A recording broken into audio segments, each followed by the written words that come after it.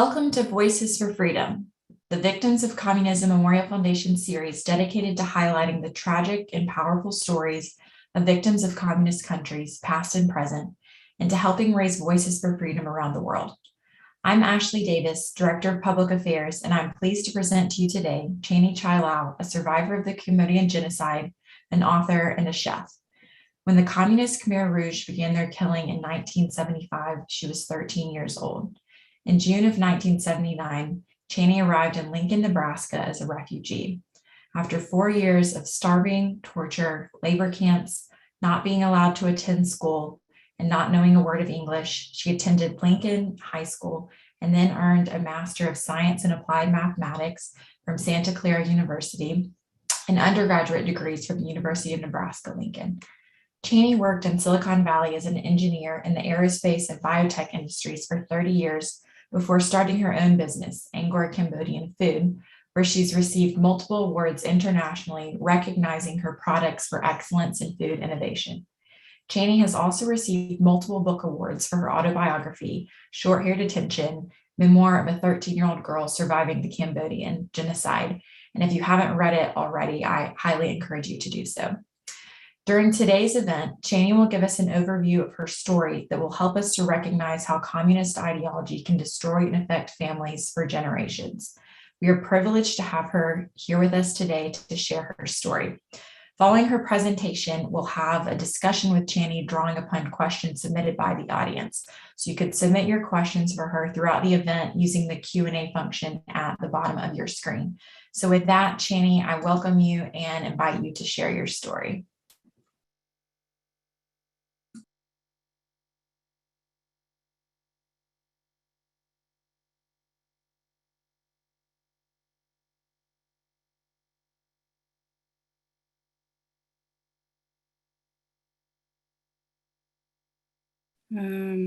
Okay. So when they took over the country, they killed over 2 million of my fellow Cambodians. My father and my youngest brother did not survive the killing. They killed because they want to enforce the ideology of communism into our culture and our life. And to do so, they started by destroying family, religion, education, the fabrication of our culture. Not very much different than the cancel culture that we see right now in the United States. The very second day, the very next day after they took over, they evacuated us from our home. And within like 5 minutes, we have to get out of our house without time to prepare, time to pack, time to ask questions, but we just have to get out with the gunpoint. To me, it was more than just they steal everything we have and we leave our home, our comfort home, but also it was their way to separate us from people we trust, community that we're familiar with, and comfort of people that we love and friends that we know. And they believe in, Marxism. To them, capitalism is the root cause of human suffering and inequality. And with that in mind, they determined to do everything they can to get the country to practice communism the way they like it. So when they evacuated us from our home, we were pushed to a remote countryside where there's no electricity, no running water, and they closed all schools, all market, hospital, even place of worship. To them, if you make a living without actually putting a physical labor, you are corrupted. You're being targeted if you're a teacher, you're a librarian, you're a lawyer, or even you a monk, and My father was targeted because he was a businessman. But his life before he become a business owner and operating on export and import, my grandfather was a refugee from China. He escaped the Mao. And when he came to Cambodia, he hardly had anything. In Cambodia during that time, when you're a refugee, there's not any program to really help you. So my father grew up, never spent a day at school, but he worked hard. And by the time I know right from wrong, he always have things that provide to us. He eventually owned his own business and all that. But to the Khmer Rouge, he was a crook. To them, it's like, because he owned his business, doesn't matter how he got there, he was automatically a capitalist, making profit. To them, making profit is an evil act. They wanted everybody to be equal, work the same effort, and have the same food, have the same housing. So after we imagine that only a couple of days after we left our home, we used to have 2-story brick home. We were living in a makeshift hut we built with our own hand, and living in the city, we didn't even know how to use a hammer, but we were able to make our own hut and stay in a place that's really small, with grass panel. 13 of us fit into like a 3 queen size bed. And it was, the change was done basically in a couple of weeks. And it was a tiny place, but to me, that place was very close to my heart. It was very, sorry about that. Let me turn off my volume.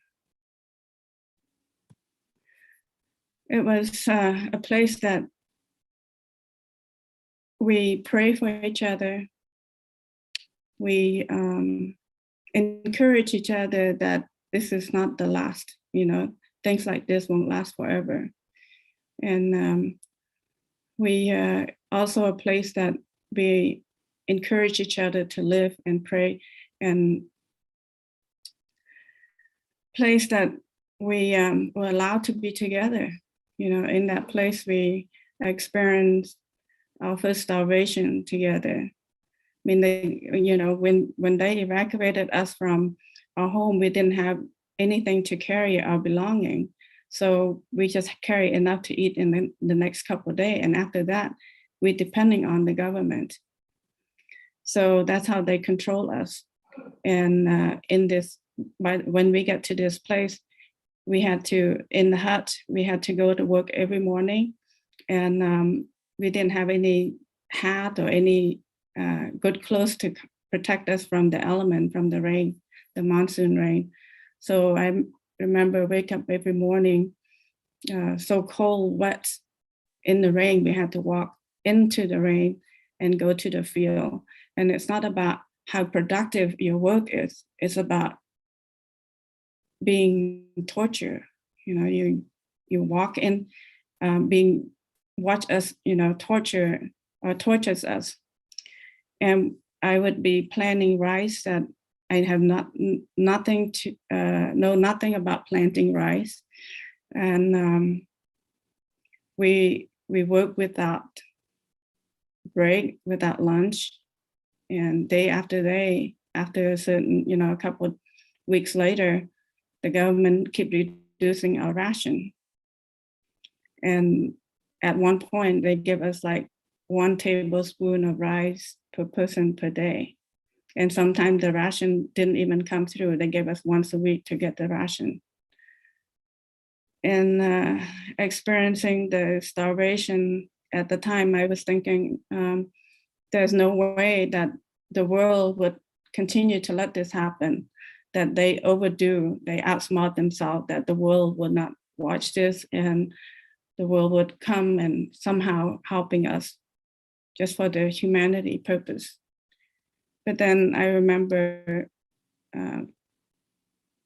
have nothing to eat and keep waiting and hoping that people would come and help us, and nothing happened. And part of my thinking is that maybe the world in the same situation as we are, because we have no way of knowing. And my hope would just die every day, this continued to go on. And it's not just one day I was starving, it was day after day after day. And finally, when I realized that, nobody's gonna help us out, I remember going to bed wishing that I never wake up again. And when I wake up again in the next day, I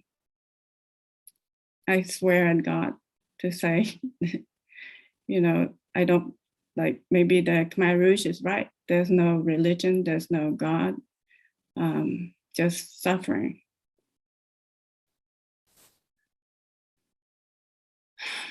So this has happened like within a few months after they took over.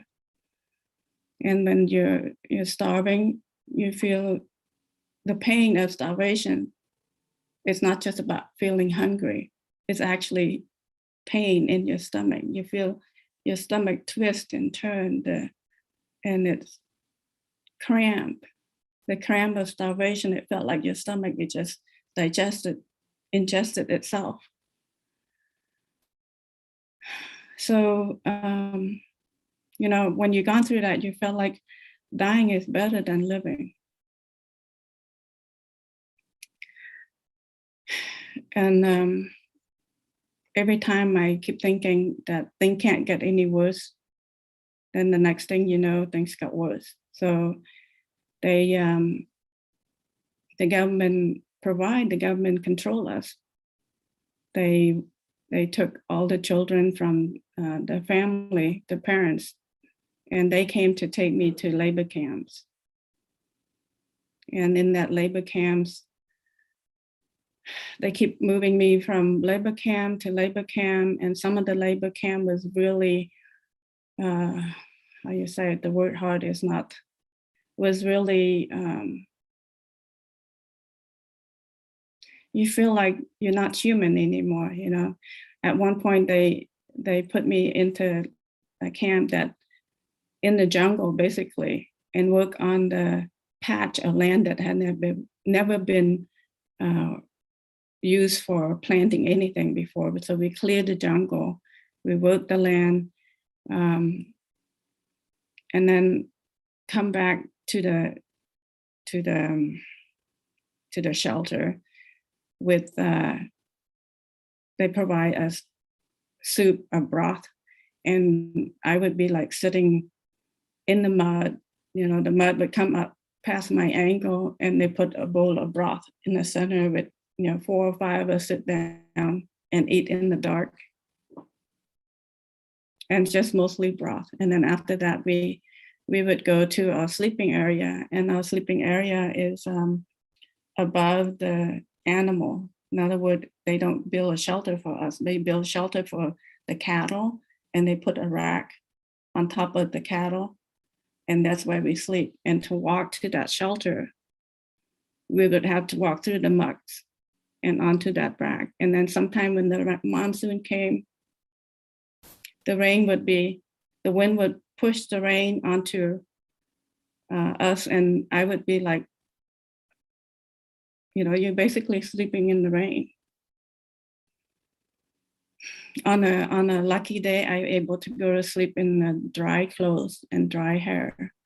And they would tell us to go and work before the sun come up, and walk into the water, sometimes come above my chest.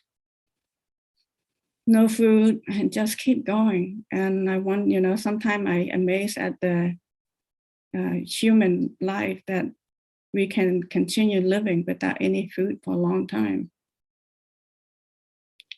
And sometimes I wish I was strong enough, and I'm thinking that, if I could just refuse their ration, I would end the suffering.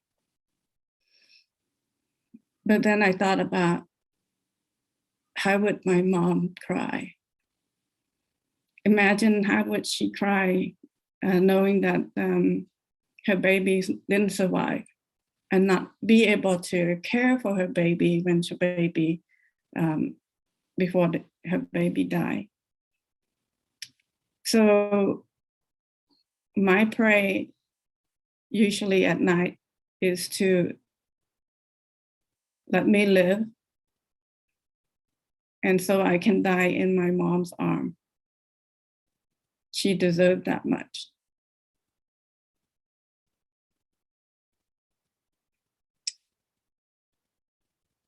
It just, torture, labor camps, and no school. They, at the end, at the beginning, the peasant feeling really good because now it's turn, now they're the boss. And then after the second year, they don't feel so good anymore. After the third year, I even hear some of the peasants would say, before the communists took over, I at least get some gift from my master or my boss. But during the communists, everybody was so poor. We never have new clothes. We just wear whatever we had before, and not enough food. So the idea is that everybody lived equal, the same food, and this, no rich, no poor, but then yet there's worker and the soldier. But I am one of the lucky few that survived the communists, survived the killing. And we came here in 1979 with my sister and my mother. But even though it's that long ago, it's still, the pain is still with me. Not so much about what I've gone through, but the memory that I see how my family suffer. And then the guilt that I had will always be with me. The guilt that I didn't do anything to help my little brother, the memory how he was, his agony, he was so agonizing and scared and shaking voice and cold hand when he confessed to me that he's scared, he didn't want to escape. And he was trying to escape with my dad. My dad, make him decide to take my little brother with him. And I felt like I should have said, when my brother told me that he's scared, I should have said, run away. If that can't find you, that can't take you. But instead I said, are you crazy? I wish that took me.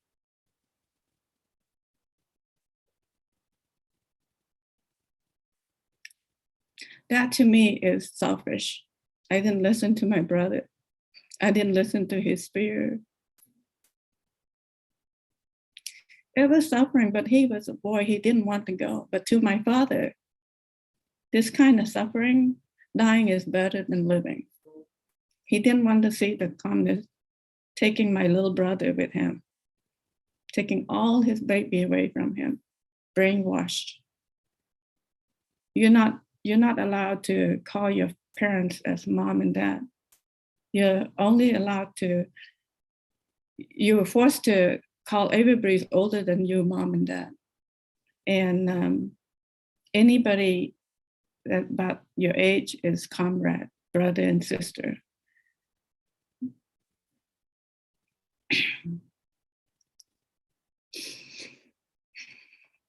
And then to learn later on that my father and my brother didn't survive and how they got caught. And then to watch my mother agonize and pain, knowing that she lost her baby. Those memories will always stay with me. And I felt like I couldn't make a difference with my brother's life.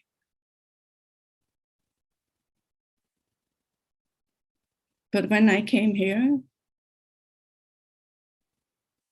American gave me a second chance of life. I was able to succeed at my own rate and my own pace.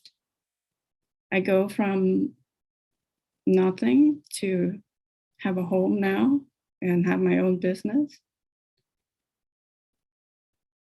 Just like my grandfather escaped from communist China, he will succeed in Cambodia.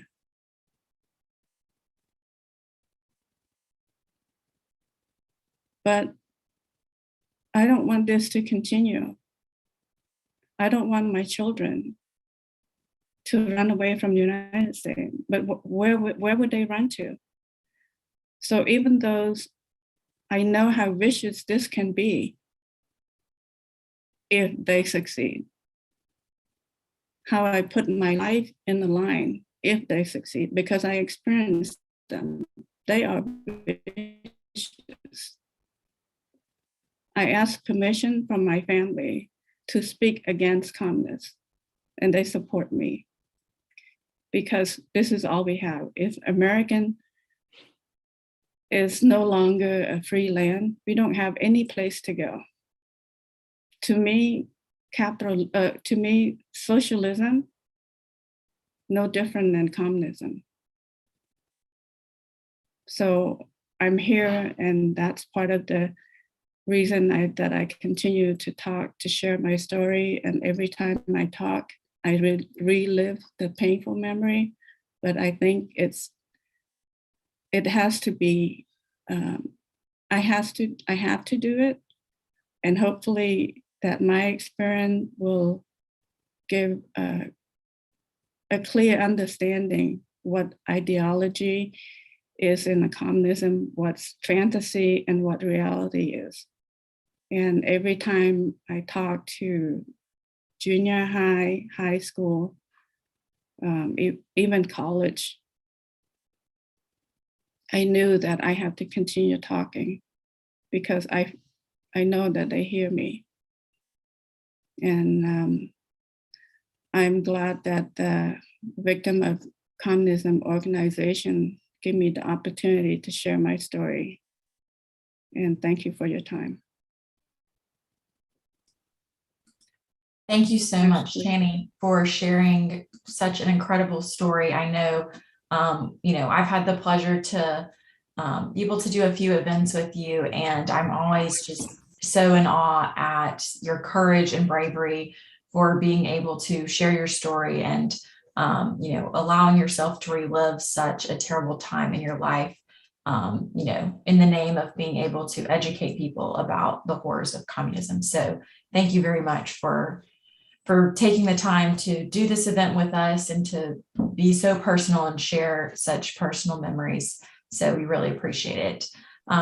Just want to remind our audience before we get started with some questions that you can submit questions for Channy using the Q&A function at the bottom of your screen.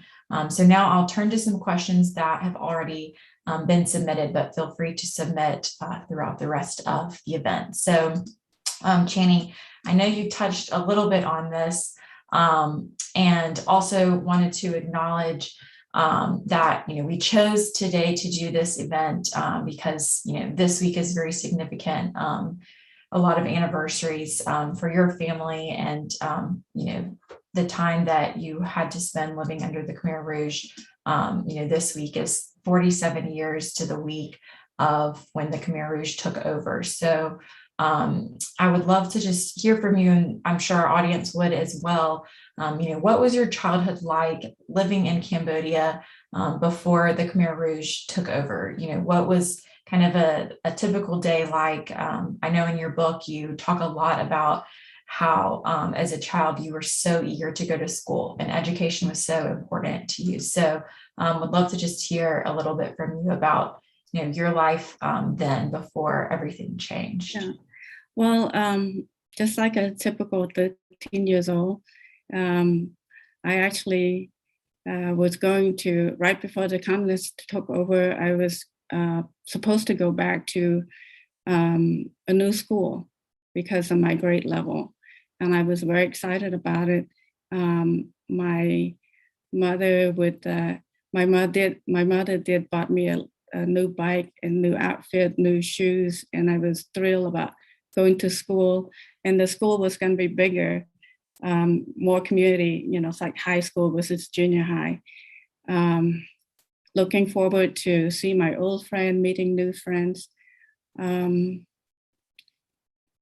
Just like not different than a kid in 13 years old, 14 years old kid in this country. Never have to worry about food, never have to always, wake up and thinking about what fun thing I'm going to do, what fun thing I'm going to impress my friends. To be honest, I was starting to have crushes on neighbor boys and stuff, just very typical. And all of a sudden it's changed upside down. And the life after the communist was like, I never even knew it existed, never even read about it. So it was very dramatic, and it's not just one day, it's 4 years. As soon as they took over, when we walk away from the asphalt road, we never see the road again. Only my feet is like in the field for that 4 years. I never, get back to the civilization again. And not only that, it's you feel like there's no hope. I didn't think that that I was able to survive. And when I remember when I fly to United States, I was thinking that okay, I make it, but it's never gonna be the same. I'll never be able to be educated, and I'll never be able to maybe having my own children because of starvation. And I thought that this impact of starvation would be permanent to my well-being, because I experienced that during that 4 years. I never had, my hair was the same length when they took over. And after I leave the country to United States, my hair never grew. So with that, I'm facing that and learning that and knowing that, I never thought that I would be the same. I'm thinking more like a bonsai tree. You get stunned by how you're treated. I keep going back there. You were asking about my childhood experience, and that's also kind of like when I look at our kid, growing up in this country, my kid, and I look at them, and there's no way that things that happened to me, I didn't think it was possible. My dad actually moved us from a city that, move us from a home to a city that closer to Thai border. So if anything happened, we can just quickly escape the country. But then there's like a lot of contemplation, I don't think this has happened in Cambodia. It's not like in China. That's what my dad and his friend would be talking over coffee. And it's not going to be like China, because China was almost like necessity because they're a poor country. A lot of people were starving. Cambodia is very self-sufficient. None of us ever experienced starvation because we couldn't grow something. But because of that, even if the communists took over, it wouldn't be as bad as China. And we were so wrong. And because of that, I'm looking at what happened in the United States, in our country these days, and I'm thinking, we have to do something. How many countries that turned from free country to communism, people in that country never leave because they didn't think it's going to happen to them.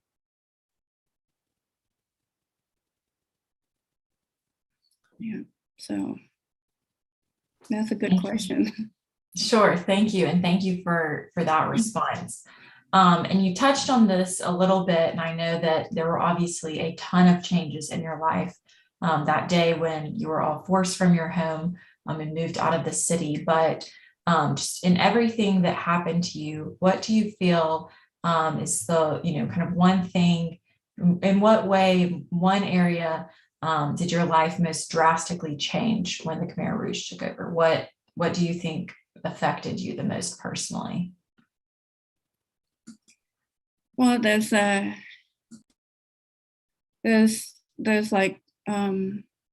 there's,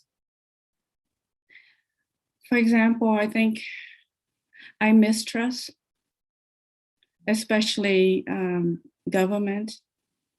Even before, the uprising with cancel culture and all that, even before then, it took me a long time to really trust, the government that's going to help us, take care of everything. So that's definitely made me question every time they say something or promise something. But at the same time, it's make me a better person in a way that I appreciate things that I have. It makes me able to do things that I never thought I could, because my idea, every time I run into a challenge, I keep telling myself, this is nothing. This is nothing compared to what I've gone through. And because of that alone, I was able to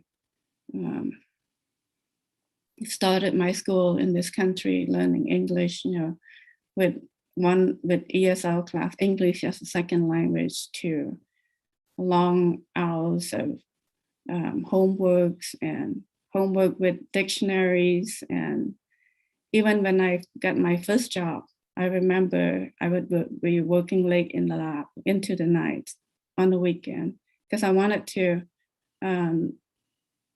to be treated no different.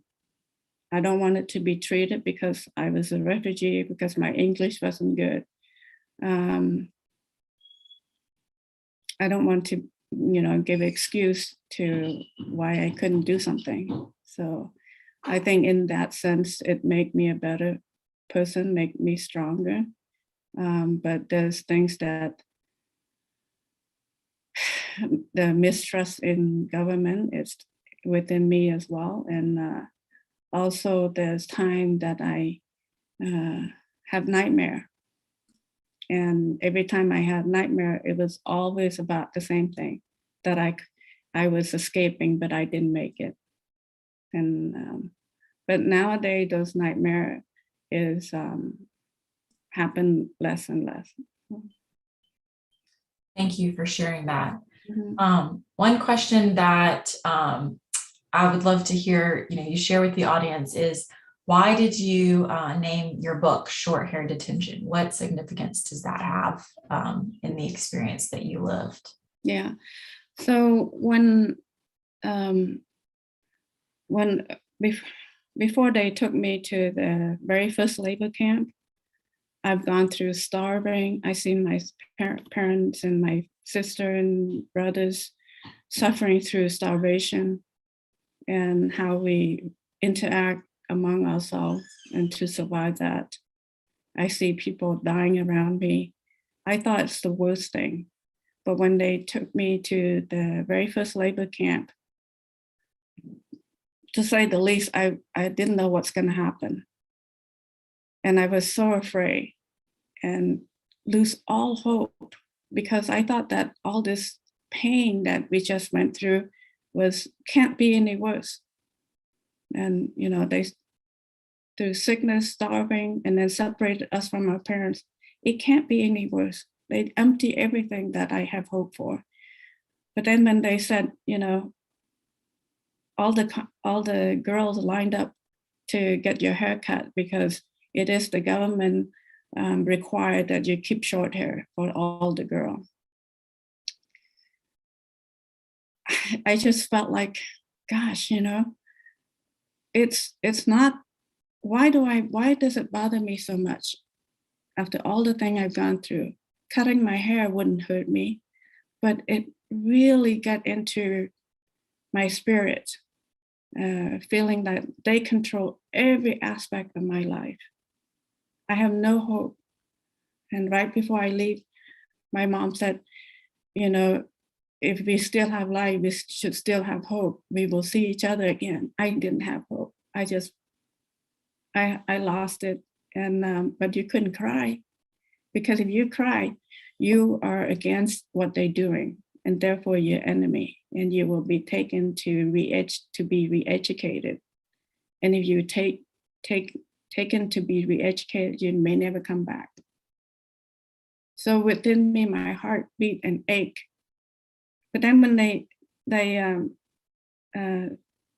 one of the leader came, she said, "You don't have to stand in line. Your hair is already short. Your hair is already short, you know." And that instant, I almost smiled when she said that. I felt so elated, because I think that in me, that the situation, my hair being short, doesn't allow them to control every aspect of my life. I still have hope. And I also thought of, I'm free to think. They may tell me to say certain propaganda, continue speaking like a parrot, but they don't know what I think. They don't know that what I wish. So, but at the same time, you know, I want to communicate to our children in this country that even the length of your hair is being controlled by government. That's how much freedom you don't have. At the same time, you know, I look at what happened today. Our government want to control so much into our life. Maybe if I tell the children that even the length of your hair being controlled by government, they might say, well, even, you know, when I'm out there, you know, wearing a mask, what's the difference, right?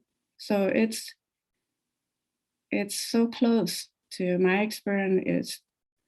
There's almost like analogy of what happened here and what happened here, that we allow them to continue get into our life.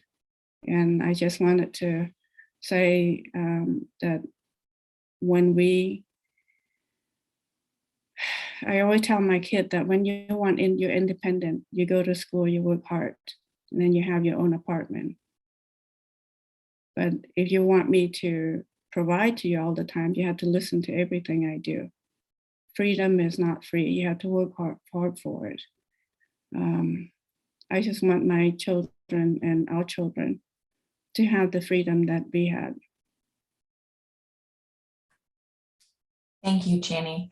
I'll turn now to another question asked from someone here watching on Zoom. So I know you obviously mentioned your family's, that family came from China to Cambodia. And now here we're seeing a genocide being committed by the Chinese Communist Party against the Uyghurs and other ethnic minorities in China. So this person is asking, what parallels do you see between Pol Pot's genocidal regime and the current CCP regime in China? And do you foresee the death tolls inflicted by the CCP against the Uyghurs and other ethnic minorities perhaps equaling that or exceeding that of the Khmer Rouge's killing fields? I don't look at things as in the comparison, but in a way I do, because I see the similarity, not so much that that the killing is being done right now, but also what are we doing, to help those people that need help. And they are being abandoned by the world, just like I was. Right. And it also makes me angry or disbelieve that we have United Nations. What is the purpose of United Nations? If they don't stand up for human rights and protect humans around the world. And what also happened in Ukraine, what are they doing? And why somebody needs to do something about it, right? And stop all the killing. And I don't see any different when you are not allowed to express yourself. And if you want to express yourself, you're gonna be executed or ostracized or, you know, make you feel like you are not part of the country, not part of the community. I don't see any different. Killing is killing. Right. The other thing that I also fear and see that it's almost like acceptable to some people that, but then it's from my experience, it's not acceptable is when the law enforcer follow instruction without question. And I see some of that happen. It's remind me of what happened in Cambodia too much. And if it's keep happening similar to Cambodia, what do you think our future is going to be? So that's part of the reason why I continue to share my story in any aspect. You know, I'm part of the JFCS, which is Jewish Family Service, Children in Service. We talk about stopping genocide. But when I talk about genocide in Cambodia, I also bring up the fact that who's doing it. You know, it's not random regime or random ideology. It's specifically Marxism that's responsible for all this killing. So, thank you for sharing that, Channy. Another question that we have here is, wondering if you have returned to Cambodia since, coming here to the U.S., moving here, and if so, what do you think of Cambodia now? I thought about going back, and I even almost buy a ticket to go back, but every time I get close to going, I change my mind because my stomach is still filled the pit of pain. So I never gone back. This is my country. This is where I raised my children, and this is what I hope to build and better. I hope that including donation, that volunteer, that I give back to the community.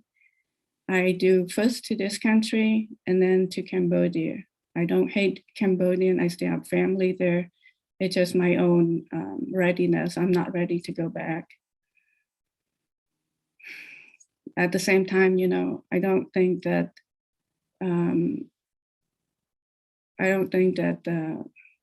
people need to uproot everything right now and trying to find out who's at fault.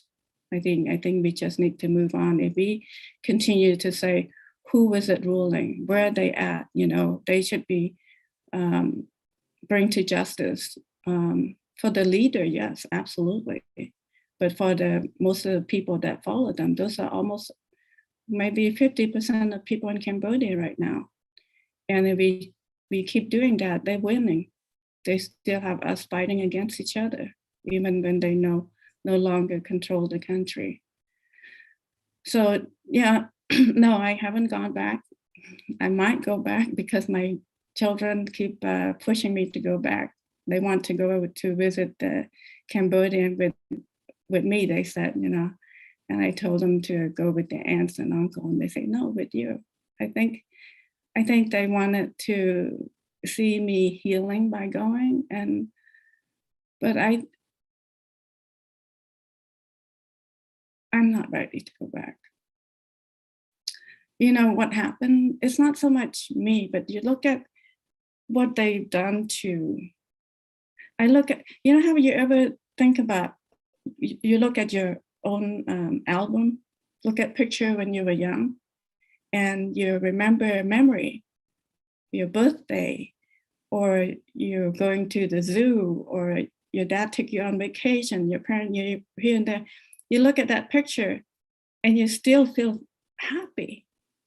Well, when I think of myself when I was a teenager and during those time and what they did to me, I still feel pain. I don't want to go back. And some of us survive with more pain than I've gone through, and some of us survive with not as much pain. But for me, it wasn't just starvation, it's the way I was treated. That at one point, the soldier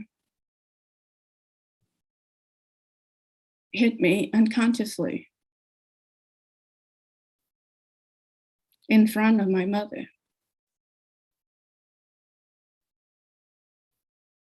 And I remember I became blackout and I hear the cry, and it was my mom's cry.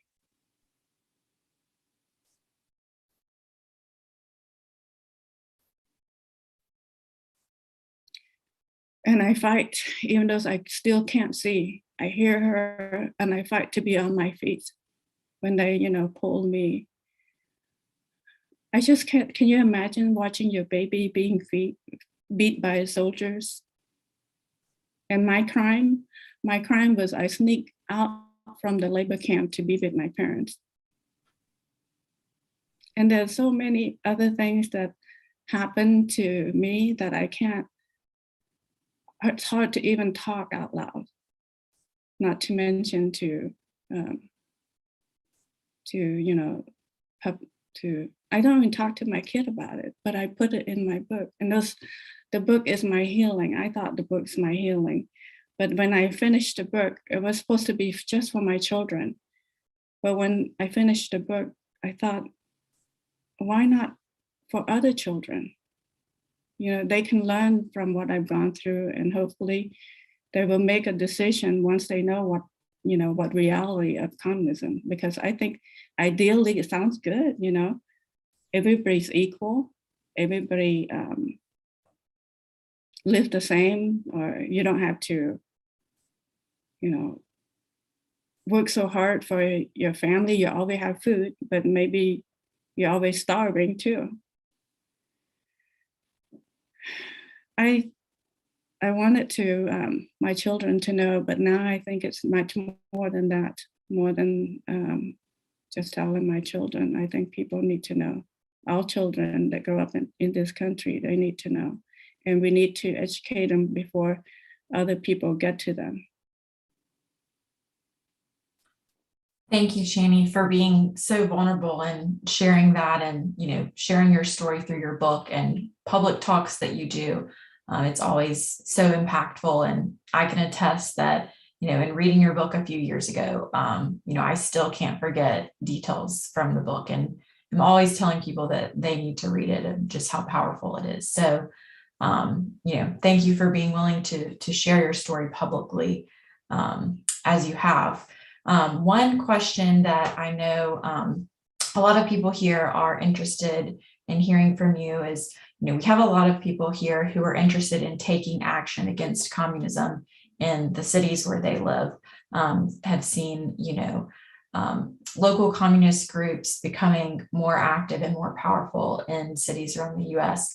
So what advice would you give to them about taking action against communism in these US cities? Or, what suggestions would you have for them here in the US? I think we all need to participate in like a community meeting, like city council. Anytime they have a meeting, participate in that public event and help your community. Question, why did they want that? Why did they want a certain thing that way? And while we're still able to speak and have right to speak out loud, we should be able to speak. And sorry about that. I think that's it. I think it's just helping your next door neighbor in case we have to speak and share our idea. They know that we're not just saying it. To many think that we just worry about money, you know, because we work hard, we are conservative. I think the best thing is to get involved in the community, whichever way we can. And don't be afraid to ask questions. Don't be afraid to be different. Don't be afraid to be ostracized, because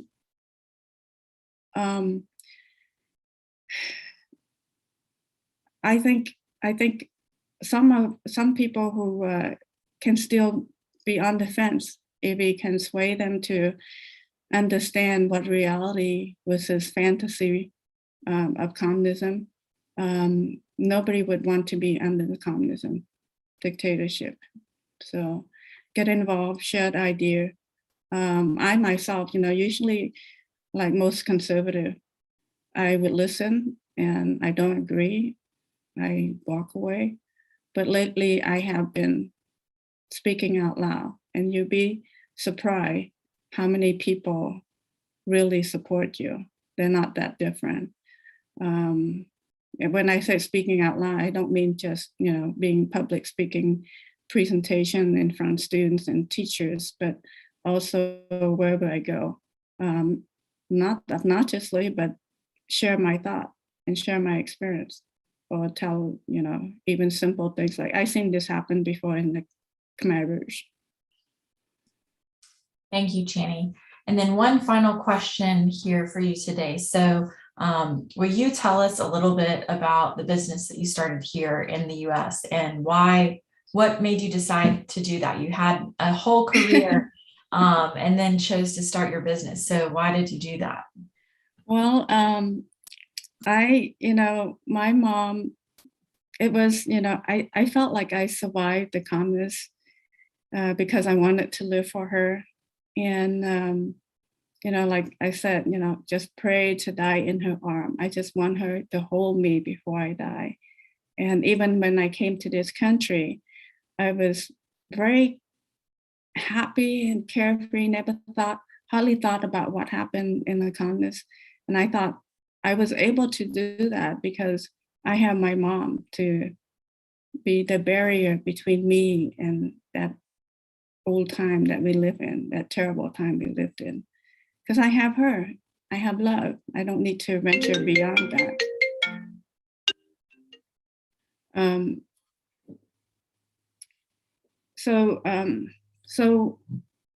And also when she passed away, before she passed away, I wanted to publish a book about engineering process. I was a software, then I became a system engineer. As a designer, I learned different things of develop design to be more effective. I lead an organization, a nonprofit organization, the president and local chapter. I wanted to publish a book in that field. Then when my mom passed away, all that I've gone through, I felt like she should be the one that to be recognized, not me, not publishing the book. But what did she do that helped all of us? She came to this country as a single mom, raised 3 children, and all of us would become successful. And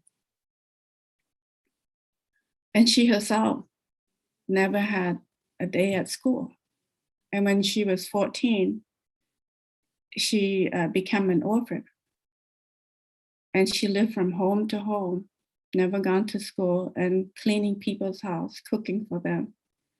And all, and then after she met my dad, she was become independent, was living a comfortable home. Then the communists took over, everything was taken away from her. And for all the things that she'd gone through, she should have a footprint in this world, a story that we should be admire, a story that makes some who have struggled to give hope. So when she passed away, I wanted to do something to carry on her legacy. And she was, not knowing reading and writing. She was a good, she's working from people's house, from home to home. When she'd grown up, she was very good in cooking. So I thought I carry her legacy in that. And on top of it, my children have been very, independent. I wouldn't say successful. Well, they in that route. My daughter is, she got her PharmD degree from USC, and our son got his degree and working as an actuary. So they give me the freedom of doing what I want to do to carry on my mom's legacy. So after mom passed away, I published the book. I read half of the book while I care for her in intensive care. It was about, give back to my mom's legacy. So, and also an opportunity in this country. You can do anything you want. You're never too old or never too poor. So I'm living it. Thank you for asking. Of course. Well, thank you so much, Channy, for joining us today and sharing your story and your bravery in doing so every time you share your story, and for helping us understand properly what life truly is like under communism, and hearing your story. And thank you to all of our attendees as well today for joining us. Just for everyone here today, you can find more information about future events of the Victims of Communism Memorial Foundation at our website, victimsofcommunism.org, or follow our work on Facebook or Twitter. For the Victims of Communism Memorial Foundation, I'm Ashley Davis. So thank you all again for attending today. Thank you again to Channy, and hope everyone has a great day. Thank you. Thank you, everyone. Thank you, Ashley. Thank you, Channy.